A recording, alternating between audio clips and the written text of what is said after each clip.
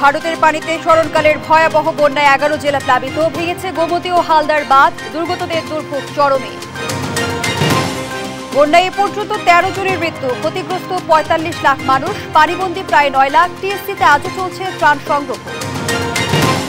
গণহত্যায় হাসিনা ও ওবায়দুল কাদেরের বিরুদ্ধে আরও 2 মামলা, ব্যবসায়ী হত্যায় 5 দিনের রিমান্ডে রাশেদ খান মেনন। এবং জনসমর্থন না থাকায় ভারত থেকে পানির হিস্যা বুঝে নিতে ব্যর্থ আওয়ামী লীগ, বন্যার্তদের পাশে থাকার আহ্বান বিএনপি। আমন্ত্রণ সংবাদ রাতে, দেখছিলেন শিরোনাম, সাথে আছি আমি ফারনাজ জুই। এবারে বিস্তারিত। টানা বৃষ্টি ও ভারত থেকে আসা ঢলে পানিবন্দী 11 জেলার মানুষ, নিরাপদ আশ্রয়ে যেতে না পারা, বিশুদ্ধ ও খাবার পানির তীব্র সংকট, অপ্রতুল ত্রাণ সামগ্রী সব মিলিয়ে খুব কঠিন সময় পার করছে বানভাসী মানুষ। সহকর্মীদের পাঠানো তথ্যচিত্রে টুম্পা আফরোজের ডেস্ক রিপোর্ট। ভারতের পানিতে ডুবছে বাংলাদেশের একের পর এক জেলা। নিম্নাঞ্চল ডুবে যাওয়ায় নিরাপদ আশ্রয়ে যেতে পারছেন না অনেকে। দেখা দিয়েছে বিশুদ্ধ পানি ও তীব্র খাবার সংকট। টানা বৃষ্টি ও ভারতীয় উজানের ঢলে কুমিল্লার গোমতী নদীর বাঁধ ধসে প্লাবিত হয়েছে কয়েকটি গ্রাম। রাতে গোমতী নদীর উত্তর পূর্ব পাশে কুমিল্লার বুড়িচং উপজেলার 16 নং ইউনিয়নের মিথিলাপুরে 30 ফুট এলাকা জুড়ে বুরবুরিয়া বাঁধটি ধসে পড়ে। এরই মধ্যে 50টি গ্রাম প্লাবিত হয়ে প্রায় 4 লাখ মানুষ পানিবন্দী হয়ে পড়েছেন। বেড়ি বাঁধে আশ্রয় নিয়েছেন অনেকে। আমি নামাতে উঠছি, ওরা সাথে সাথে হইলা গেছে। এলাকাবাসীকে ঘোষণা করেছে, তোমরা যে যেভাবে পারো তোমরা যার যান বাঁচার জন্য ঘুমতে উপরে চলে আসো। উড়াউড়ি করে কেউ জীবনটা শুধু খালি কাপড় পিন্ধনে যা আসলে তা নেই উঠছে। 2 মিনিটের ভিতরে সব ডুবে গেছে ঘর দুয়ার। 2 দিনের ভারী বৃষ্টি ও উজানের ঢলে চট্টগ্রামের হাটহাজারীর নাজিরহাট নতুন ব্রিজ এলাকায় 15 ফুট হালদার তীর রক্ষা বাঁধ ভেঙে লোকালয়ে পানি ঢুকেছে। এতে উপজেলার কয়েকটি ইউনিয়নের গ্রাম প্লাবিত হয়ে পানিবন্দী রয়েছেন কয়েক হাজার মানুষ।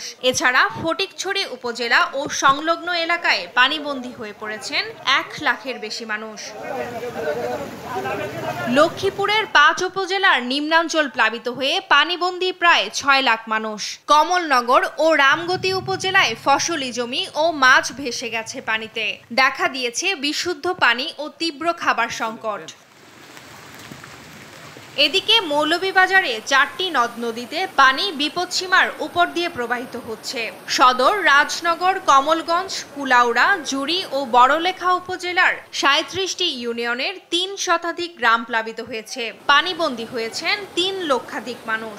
বাড়িঘর তলে সেগা রোজির নাই, করতে কামু করতে চলুম, আতঙ্কার মধ্যে আছি।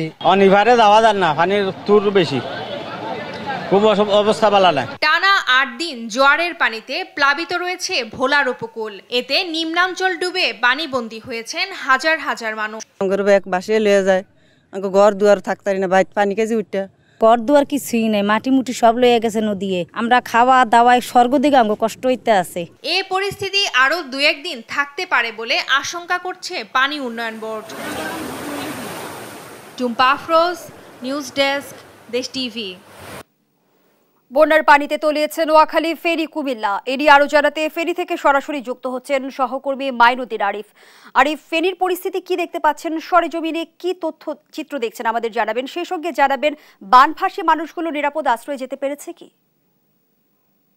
আমি এই মুহূর্তে আছি ফেনীতে। আপনি জানেন যে ফেনী সহ বেশ কয়েকটি জেলায় বন্যার যে ভয়াবহতা সেটি কিন্তু দেখা দিয়েছে।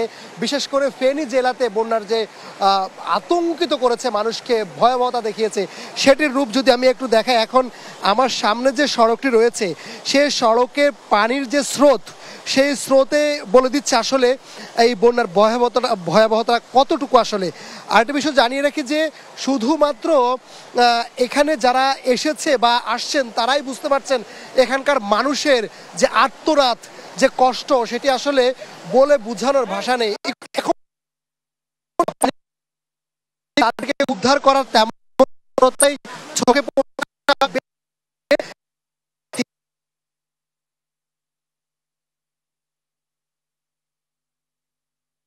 ছাদ দিয়েছেন আসলে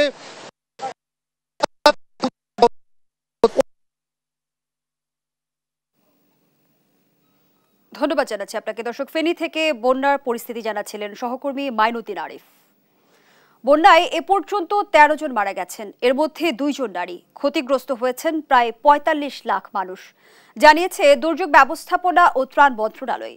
শুক্রবার সচিবালয়ে এক ব্রিফিংয়ে একথা জানান সচিব কামরুল হাসান। আগামী 24 ঘন্টায় ধীরে হলেও বন্যা পরিস্থিতির উন্নতির আশা বন্যা পূর্বাভাস ও সতর্কীকরণ কেন্দ্রের। বন্যায় এ পর্যন্ত 13 জন মারা গিয়েছে, এর মধ্যে 2 জন নারী। আর প্রায় 45 লাখ মানুষ ক্ষতিগ্রস্ত হয়েছে বলে জানায় দুর্যোগ ও ত্রাণ মন্ত্রণালয়ের সচিব কামরুল হাসান। এ পর্যন্ত মৃতের যে আমরা সর্বমোট তালিকা পেয়েছি 2 জন মহিলা সহ মোট 13 জন। কুমিল্লায় 4 জন, ফেনীতে 1 জন, চট্টগ্রামে 2 জন, নোয়াখালী 1 জন, ব্রাহ্মণবাড়িয়া 1 জন, লক্ষ্মীপুরে 1 জন এবং কক্সবাজারে 3 জন। ক্ষতিগ্রস্ত লোক সংখ্যা হচ্ছে যে 44,97,535 জনের হিসাব আমরা এই মুহূর্তে আমাদের কাছে রয়েছে। তিনি আরো বলেন, দেশের 11টি জেলায় বন্যা প্লাবিত হয়েছে, এর মধ্যে সবচেয়ে বেশি ক্ষতিগ্রস্ত হয়েছে ফেনীতে। 11টি জেলায় বন্যা প্লাবিত আছে, যার মধ্যে সিভিয়ার অবস্থায় রয়েছে ফেনীতে, এটা সবচেয়ে বেশি। জেলাগুলো হচ্ছে যে চট্টগ্রাম, কুমিল্লা, ফেনী, নোয়াখালী, সিলেট, মৌলভীবাজার, হবিগঞ্জ, ব্রাহ্মণবাড়িয়া, লক্ষ্মীপুর, খাগড়াছড়ি এবং কক্সবাজারে। এছাড়া বন্যা পূর্বাভাস ও সতর্কীকরণ কেন্দ্রের নির্বাহী প্রকৌশলী সর্দার উদয় রাহান জানান, গেল 24 ঘন্টায় দেশের বন্যা কবলিত এলাকার প্রধান নদীগুলোর পানি হ্রাস পেতে শুরু করেছে, তবে এখনও পানি বিপদসীমার উপরে আছে। আগামী 24 থেকে 48 ঘন্টায় এই দেশের পূর্বাঞ্চল এবং তৎসংলগ্ন ত্রিপুরা, ভারতের ত্রিপুরা রাজ্যে খুব ভারী বৃষ্টিপাতের পূর্বাভাস নেই এবং বৃষ্টিপাতের যে প্রাবল্য ছিল সেটা আগের তুলনায় কমে আসার সম্ভাবনা রয়েছে। আগামী 24 ঘন্টায় এসব অঞ্চলে বন্যা পরিস্থিতির উন্নতি হবে। তিনি আরো জানান, আগামী 24 থেকে 48 ঘন্টার মধ্যে ভারী বৃষ্টিপাত হওয়ার কোনো সম্ভাবনা নেই, ফলে বন্যা পরিস্থিতি উন্নতির দিকে যাচ্ছে। নিয়াজ মোর্শেদ, দেশ টিভি, ঢাকা। প্রতিবেশী রাষ্ট্রের সঙ্গে চুক্তি না থাকলেও আন্তর্জাতিক আইন অনুযায়ী উজানের দেশ হিসেবে ভারতের পানি ছাড়ার আগে বাংলাদেশকে জানানোর কথা, কিন্তু তারা সেটি করেনি বলে জানিয়েছেন পানি সম্পদ উপদেষ্টা সৈয়দ রিজওয়ানা হাসান। তিনি বলেন, এরপর যেন এমন ঘটনা না ঘটে সে বিষয়ে ভারতকে বার্তা দেবে সরকার। শুক্রবার বিকেলে হবিগঞ্জ সদর উপজেলায় মশাজানে খোয়াই নদ পরিদর্শনে গিয়ে তিনি একথা বলেন। দেশের অভ্যন্তরে বাঁধ দেওয়ার বিষয়ে উপদেষ্টা বলেন, বাঁধের মাধ্যমে নাকি জলাধারের মাধ্যমে পানি সংরক্ষণ করা যায় তা নিয়ে আলোচনা হচ্ছে। এ সময় নদীগুলোকে দখলমুক্ত করার উপর জোর দেন তিনি। উজানের দেশ তাদের ভাটির দেশকে জানানোর কথা, যখন এরকম অস্বাভাবিক বৃষ্টিপাত হয় বা পানি ছেড়ে দেওয়ার দরকার হয় আগে একটু জানিয়ে দিতে হয়, তাহলে একটু প্রস্তুতিটা রাখা যায়, অন্তত মানুষজনগুলোকে সরিয়ে নেওয়া যায়। তো সেটা এবার প্রতিপালিত হয়নি। যত অভিন্ন নদী আছে সেগুলো সবকটার ব্যাপারেই যেন এরকম পানি ছেড়ে দেওয়ার আগে আগাম সতর্কতা বাংলাদেশকে দেয়া হয়, সেজন্য ভারতের কাছে এবং উজানের দেশের কাছে আমাদের বার্তা পৌঁছানো হবে। দেশের দক্ষিণ পূর্বাঞ্চলে চলমান বন্যা পরিস্থিতিতে ঢাকা বিশ্ববিদ্যালয়ের টিএসসিতে চলছে বৈষম্য বিরোধী ছাত্র আন্দোলনের গণত্রাণ সংগ্রহ কর্মসূচি। বন্যার্তদের সহায়তায় এগিয়ে এসেছেন রিকশা চালক, ব্যবসায়ী, শিক্ষক, সাংবাদিক সহ সর্বস্তরের মানুষ। পাশাপাশি টিএসসির গেটে বসানো হয়েছে নগদ অর্থ সংগ্রহের বুথ। পর্যাপ্ত পরিমাণে শুকনো খাবার থাকলেও রয়েছে শিশু ও গোখাদ্যের সংকট। বিস্তারিত আলিমুজ্জামান সাফওয়ানের রিপোর্টে। বৈষম্য বিরোধী ছাত্র আন্দোলন ডাকে ঢাকা বিশ্ববিদ্যালয়ের টিএসসিতে চলছে গণত্রাণ সংগ্রহ কর্মসূচি। এতে অংশ নিয়েছে দেশের সকল স্তরের মানুষ। শুক্রবার সকাল থেকেই দেখা যায় বিভিন্ন জায়গা থেকে মানুষ টিএসসিতে এসে বিভিন্ন ত্রাণ সামগ্রী দিয়ে যাচ্ছেন। বস্তা ভর্তি চিড়া, মুড়ি, বিস্কুট সহ বিভিন্ন শুকনো খাবার নিয়ে আসছেন তারা। পাশাপাশি রয়েছে লাইফ জ্যাকেট, খাবার স্যালাইনের মতো জরুরি সামগ্রীও। 10-এর লাঠি 1-এর বোঝা, সবাই যদি একটু একটু এগিয়ে আসে এরা অন্তত আমাদের মতো ইনশাল্লাহ ভালো থাকবে, ভালো মানে এই দুর্যোগ অন্তত তারাও মোকাবেলা করতে পারবে। সংগ্রহ করা এসব ত্রাণ সামগ্রী রাখা হচ্ছে টিএসসির ভেতরে। সমন্বয়করা বলছেন যথেষ্ট পরিমাণে আসছে সাহায্য, তবে পর্যাপ্ত নয় শিশু খাদ্য ও পশু খাদ্যের যোগান। শিশু খাদ্য, পশু খাদ্য এই দুইটা জিনিস খুবই কম আসছে, এই দুইটা জিনিস নিয়ে আসবেন। এছাড়া পানি বিশুদ্ধকরণ ট্যাবলেট, এছাড়া হচ্ছে আমাদের চার্জার লাইট লাগবে, কয়েল লাগবে, লাইটার লাগবে এবং আশ্রয়স্থলগুলোতে আশ্রয় নেওয়ার জন্য তাদের পাটি লাগবে, আপনারা কিছু পাটি নিয়ে আসবেন। নগদ অর্থ গ্রহণ করা হচ্ছে এই কর্মসূচিতে। টিএসসির বাইরে বসানো হয়েছে নগদ অর্থ সংগ্রহ বুথ। আমাদের যে ত্রাণ সংগ্রহ কর্মসূচি চলছে সেটাকে আপনারা কন্ট্রিবিউট করেন যতটুকু পারেন। আমরা যে ক্রান্তিকাল পার করছি, যে দুর্যোগপূর্ণ সময়টি পার করছি, এটা দেশে বিদেশে সকল ধরনের বাঙালি যারা বাংলাদেশি যারা রয়েছেন তারা ঐক্যবদ্ধভাবে সাপোর্ট করেন। এছাড়া ঢাকা বিশ্ববিদ্যালয়ের শিক্ষার্থীরা স্বতন্ত্রভাবে ক্যাম্পাস এলাকা সহ আবাসিক হলে বন্যার্তদের সহায়তার জন্য তহবিল সংগ্রহ করছেন। বিভাগে বিভাগেও শিক্ষার্থীরা একই ধরনের কর্মসূচি চালাচ্ছেন। আলিমুজ্জামান সাফওয়ান, দেশ টিভি, ঢাকা। আজও সাভার ও নারায়ণগঞ্জে সাবেক প্রধানমন্ত্রী শেখ হাসিনার বিরুদ্ধে 2টি হত্যা মামলা হয়েছে। গেল 5 আগস্ট আন্দোলনে একাদশ শ্রেণীর শিক্ষার্থী আব্দুল আহাদ সৈকতকে গুলি করে হত্যার ঘটনায় শুক্রবার সাভার থানায় মামলা করেন নিহতের বাবা নজরুল ইসলাম। এতে শেখ হাসিনা ছাড়াও আসামি করা হয় ওবায়দুল কাদের, আসাদুজ্জামান খান কামাল, মোহাম্মদে আরাফাত, এনামুর রহমান সহ 126 জনকে। এদিন নারায়ণগঞ্জের সোনারগাঁ থানায়ও করা হয় একটি হত্যা মামলা। তাতে শেখ হাসিনা ওবায়দুল কাদেরদের সঙ্গে আসামি করা হয়েছে শামীম ওসমান সহ 122 জনকে। অজ্ঞাত আরও 200 থেকে 300 জন। পরিবহন শ্রমিক আশিক মিয়া হত্যার ঘটনায় তার মা কুলসুম বেগম মামলাটি করেন। রাজধানীর নিউ মার্কেট থানা এলাকায় ব্যবসায়ী আব্দুল ওয়াদুদকে গুলি করে হত্যা মামলায় বাংলাদেশের ওয়ার্কার্স পার্টির সভাপতি ও সাবেক মন্ত্রী রাশেদ খান মেননের 5 দিনের রিমান্ড মঞ্জুর করেছেন আদালত। এ সময় একটি হত্যা মামলায় রিমান্ড দেওয়া হয় ঢাকা দক্ষিণ সিটির এক কাউন্সিলরকে। বিস্তারিত শাহাদাত নিশাদের রিপোর্টে। কোটা সংস্কার আন্দোলন চলাকালে গত 19 জুলাই নিউ মার্কেট এলাকায় গুলিতে আব্দুল ওয়াদুদ নামে এক ব্যবসায়ীর মৃত্যুর ঘটনায় নিউ মার্কেট থানায় দায়ের করা মামলায় রাশেদ খান মেননকে গ্রেফতার করে ডিবি কার্যালয় থেকে বিকেলে নিয়ে আসা হয় ঢাকার চিফ মেট্রোপলিটন ম্যাজিস্ট্রেট আদালতে। এ সময় আদালতে বাড়তি নিরাপত্তা দিতে দেখা যায় আইন শৃঙ্খলা বাহিনীর সদস্যদের। হত্যা মামলায় গ্রেফতার বাংলাদেশের ওয়ার্কার্স পার্টির সভাপতি ও সাবেক মন্ত্রী রাশেদ খান মেননকে 5 দিনের রিমান্ড নিয়ে জিজ্ঞাসাবাদের জন্য অনুমতি দিয়েছেন আদালত। ঢাকার মেট্রোপলিটন ম্যাজিস্ট্রেট আলী হায়দারের আদালত এই রিমান্ড মঞ্জুর করেন। রাষ্ট্রপক্ষের আইনজীবী ওমর ফারুকি বলেন, রাশেদ খান মেনন সাম্যের কথা বললেও বৈষম্যহীন আন্দোলনের সময় তিনি শেখ হাসিনার পতন ঠেকাতে তার সঙ্গে মিটিং করেছিলেন। এই আন্দোলন ছাত্র জনতা আন্দোলন চলাকালীন গণভবনে 14 দলের একটি মিটিং হয়েছিল। সেই মিটিংয়ে অন্যতম ভূমিকা পালন করেন এই রাশেদ খান মেনন এবং তার সঙ্গে ছিল আরেকজন সহায়তাকারী হাসানুল হক ইনু। এরা দুইজন পরবর্তীতে গণভবন থেকে বের হয়ে এসে প্রেস ব্রিফিং করেন। সেই প্রেস ব্রিফিংয়ে তারা এই ছাত্র জনতার এই আন্দোলন, সেই আন্দোলনকে তারা সহযোগিতা করে নাই, বরঞ্চ এর বিরুদ্ধে সরকারকে কঠোর হওয়ার জন্য তারা আহ্বান করে। আন্দোলন দমানোর জন্য রাশেদ খান মেনন ষড়যন্ত্রে লিপ্ত ছিলেন বলে জানান এই আইনজীবী। এই হত্যার সঙ্গে এই আসামি রাশেদ খান মেনন যারা উস্কানিদাতা, পরামর্শদাতা এবং সহযোগিতাকারী এই স্বৈরাচার সরকারের, তাদের নির্দেশে, তাদের সহযোগিতায়, তাদের উস্কানিমূলক বক্তব্যে পুলিশ গুলি চালায়। এদিকে লালবাগ থানার একটি হত্যা মামলায় 5 দিনের রিমান্ড দেওয়া হয় ঢাকা দক্ষিণ সিটির 26 নং ওয়ার্ডের কাউন্সিলর হাসিবুর রহমান মানিককে। শাহাদাত নিশাদ, দেশ টিভি, ঢাকা। ভারত শত্রুতা করছে এমন ধারণা যাতে বাংলাদেশের জনগণের মধ্যে তৈরি না হয় তার জন্য ভারত সরকারকে ব্যবস্থা নেওয়ার আহ্বান জানিয়েছেন বিএনপির স্থায়ী কমিটির সদস্য সালাউদ্দিন আহমেদ। নেতাকর্মীদের বন্যা দুর্গতদের পাশে দাঁড়ানোর আহ্বান জানান তিনি। আর কাউকে বিশেষ সুবিধা না দিয়ে লেভেল প্লেইং ফিল্ড তৈরি করে ব্যবসা বাণিজ্য ও আঞ্চলিক অগ্রগতিতে পাকিস্তানের সাথে বিএনপি কাজ করতে চায় বলে জানিয়েছেন দলটির স্থায়ী কমিটির সদস্য আমির খসরু মাহমুদ চৌধুরী। বিস্তারিত সাইফুল রিপনের প্রতিবেদনে। সকালে গুলশানে বিএনপি চেয়ারপারসনের রাজনৈতিক কার্যালয়ে পাকিস্তানের হাই কমিশনার সৈয়দ আহমদ মারুফের সাথে বৈঠক করেন দলের মহাসচিব মির্জা ফখরুল ইসলাম আলমগীর। প্রায় ঘণ্টাব্যাপী বৈঠক শেষে দ্বিপাক্ষিক আলোচনার বিষয়বস্তু তুলে ধরেন বিএনপির স্থায়ী কমিটির সদস্য আমির খসরু মাহমুদ চৌধুরী।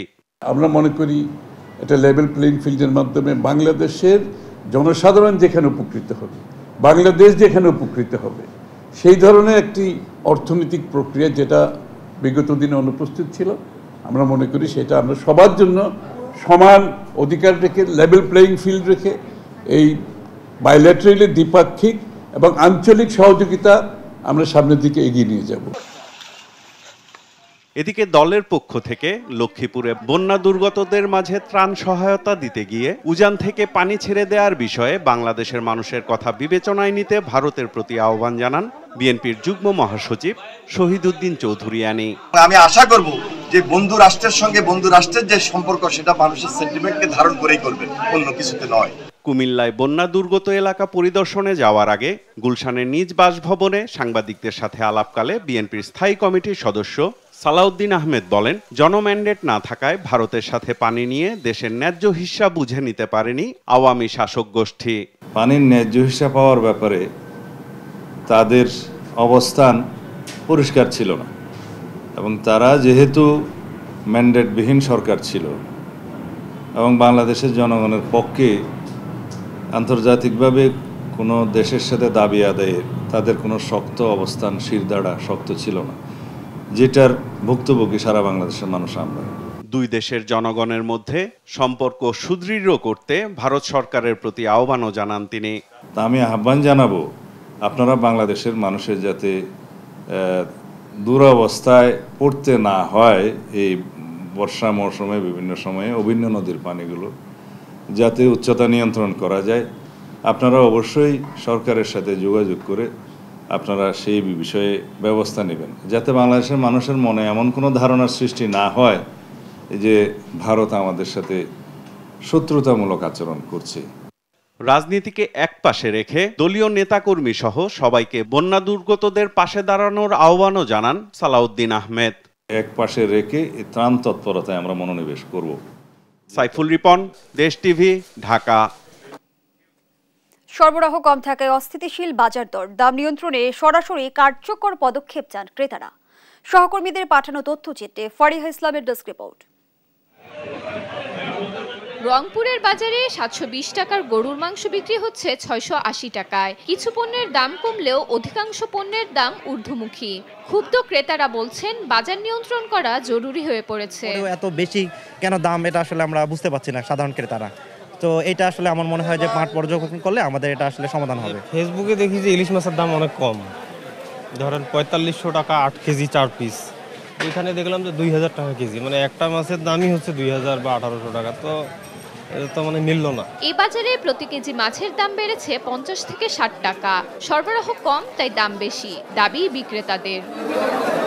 সড়কে চাঁদাবাজি ও বাজারে সিন্ডিকেট না থাকলেও স্বস্তি ফিরেনি লালমনিরহাটের সবজির বাজারে। ব্যবসায়ীরা বলছেন যোগান কম থাকায় বেশি দামে ক্রয় ও বিক্রয় করতে হচ্ছে। বর্তমানে বাজারে বেগুনের দাম কেজি প্রতি 60 টাকা, আলু জাতভেদে 45 থেকে 70 টাকা, মূলা 40 টাকা, পেঁপে ও শসা পাওয়া যাচ্ছে 30 টাকায়। মানিকগঞ্জে নিম্ন ও মধ্যবিত্ত পরিবারের অনেকে এখন সাধ্যের মধ্যে কিনতে পারছেন না মাছ মাংস। মানিকগঞ্জের বাজারে 1 কেজির ইলিশ মাছ বিক্রি হচ্ছে 700 থেকে 2000 টাকা কেজিতে। চাষের রুই কাতলা বিক্রি হচ্ছে 400 থেকে 450 টাকা কেজিতে। এছাড়া দেশি গুঁড়ো মাছ সহ প্রায় সব মাছেরই দাম চড়া। মানিকগঞ্জের গরুর মাংস 700 টাকা, খাসির মাংস 1100 টাকা, ব্রয়লার মুরগি 180 টাকা কেজি, দেশি মুরগি 500 থেকে 600 টাকা কেজিতে বিক্রি হচ্ছে, যা সাধারণ ক্রেতাদের নাগালের বাইরে। আর্থিক সংকটে অনেকে বাধ্য হয়ে নিয়মিত খাবারের তালিকা থেকে বাদ দিচ্ছেন মাছ মাংস। সাধারণ খেতে খাওয়া মানুষদের বাজার করাটা একটু কষ্ট হয়ে যাচ্ছে, আর বাজার নিয়ন্ত্রণ করার জন্য ওরকম কোনো পদক্ষেপ নিতে দেখতেছি না। মাছ মাংসের বাজার বাড়তি, ইলিশ মাছ 1500 টাকা কেজি, খাসি মাংস 1100 টাকা কেজি। বাজার তো কোনো তদন্ত নাই, বাজারে আসলে কেনা যায় না। বাজার নিয়ন্ত্রণে ভোক্তা অধিকার সংরক্ষণ অধিদপ্তরের নজরদারি বাড়ানোর দাবি ভোক্তাদের।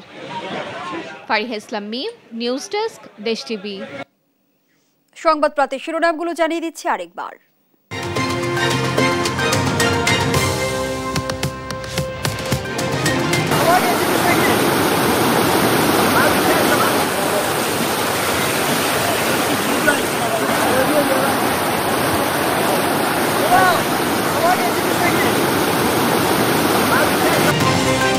ভারতের পানিতে স্মরণকালের ভয়াবহ বন্যায় 11 জেলা প্লাবিত, ভেঙেছে গোমতী ও হালদার বাঁধ, দুর্গতদের দুর্ভোগ চরমে। বন্যায় এ পর্যন্ত 13 জনের মৃত্যু, ক্ষতিগ্রস্ত 45 লাখ মানুষ, পানিবন্দী প্রায় 9 লাখ। টিএসসিতে আজও চলছে ত্রাণ সংগ্রহ। গণহত্যায় হাসিনা ও ওবায়দুল কাদেরের বিরুদ্ধে আরো 2 মামলা। ব্যবসায়ী হত্যায় 5 দিনের রিমান্ডে রাশেদ খান মেনন। এবং জনসমর্থন না থাকায় ভারত থেকে পানির হিস্যা বুঝে নিতে ব্যর্থ আওয়ামী লীগ, বন্যার্তদের পাশে থাকার আহ্বান বিএনপি।